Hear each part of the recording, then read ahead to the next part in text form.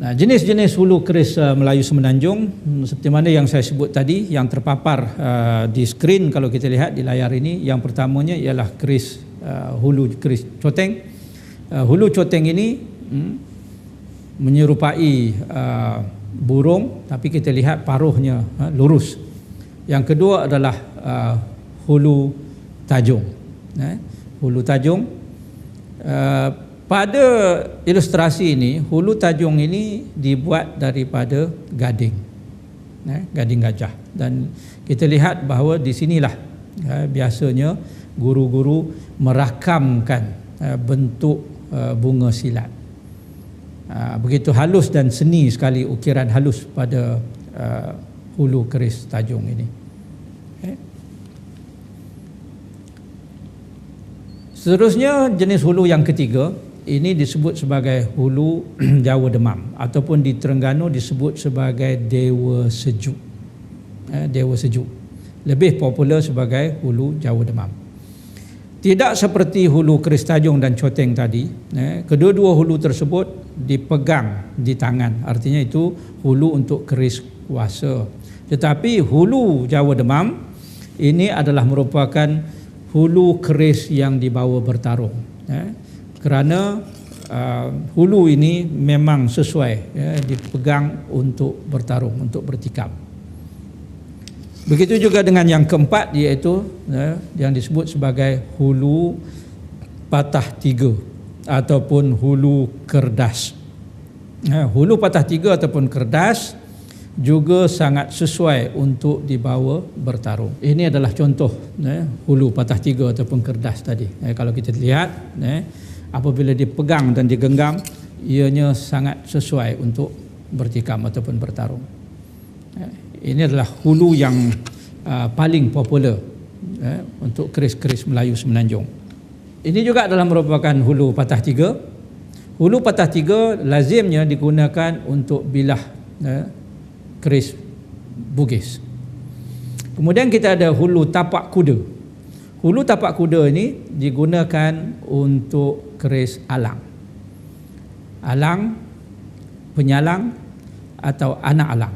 Biasanya menggunakan tapak kuda. Dan dalam ilustrasi ini kita lihat, ini adalah contoh hulu tapak kuda berukir penuh.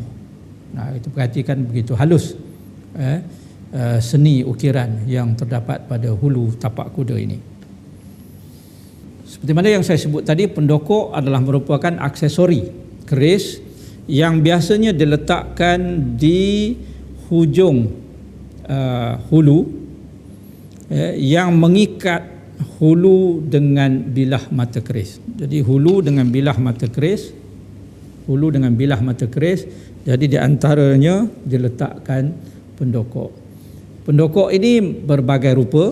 Ada yang disebut sebagai pendokok piring. Ini adalah pendokok piring. Ada juga yang disebut sebagai pendokok telur ikan. Pendokok bahannya dibuat sama ada dari perak, ada juga yang dibuat dari emas, dan ada juga yang dibuat daripada tembaga. Pendokok adalah merupakan hiasan, dan pendokok juga diukir halus dengan begitu indah sekali. Ada yang disebut sebagai pendokok bunga teratai dan sebagainya.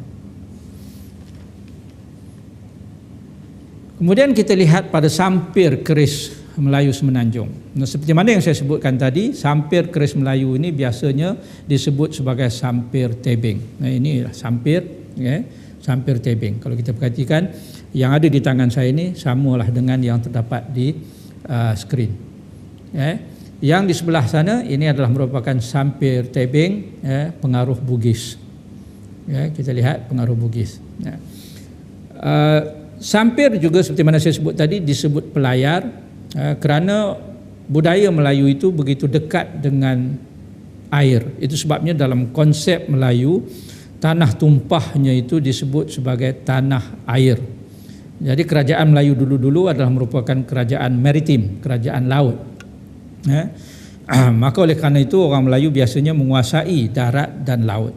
Jadi untuk disemadikan laut di hati orang Melayu, maka pada senjata yang paling hampir dengan orang Melayu iaitu keris, bahagian ini disebut sebagai sampir ataupun pelayar, dan pelayar ini lazimnya berbentuk sama ada seperti kapal atau perahu. Jadi bahagian ini adalah bahagian yang berbentuk seperti kapal atau perahu. Jadi pada keris Melayu kita perhatikan lazimnya ini adalah merupakan sampir yang disebut sebagai sampir tebing. Bagi keris alang, biasanya keris alang menggunakan sampir yang disebut sebagai sampir sehari bulan atau sari bulan. Ini berbentuk bulan, sampir sehari bulan. Lazim dipakai untuk keris alang. Dan satu lagi yang agak popular di pantai timur, sama ada di Terengganu ataupun di Kelantan, sampir ini disebut sebagai sampir Kusriwo.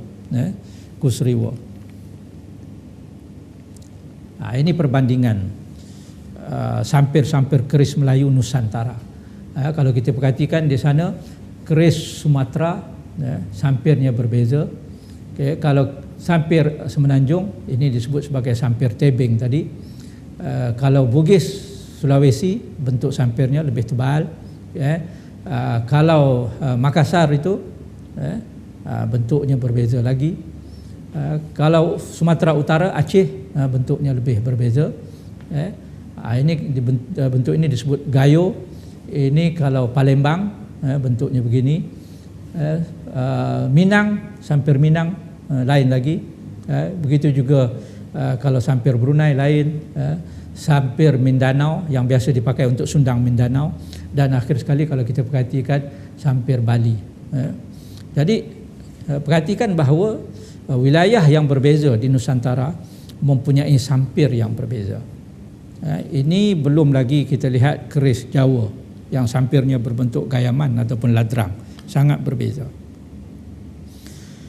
Satu bahagian lagi yang ketara pada keris ialah bahagian bawah yang disebut sebagai kasut. Ada banyak jenis kasut pada keris Semenanjung. Umpamanya yang terdapat di sini, yang ini disebut sebagai buntut lipas. Ini buntut lipas. Biasanya digunakan untuk keris alang. Ini adalah merupakan kasut yang disebut sebagai kasut Bugis, atau setengah orang menyebutnya sebagai kasut bentuk kapak. Ini juga Bugis. Yang ini kadang-kadang disebut sebagai sampir tempurung, ada juga yang sebut sebagai sampir bulan. Yang paling biasa untuk keris Semenanjung ialah kasut jenis ini. Jadi di tangan saya ni sebenarnya adalah merupakan kasut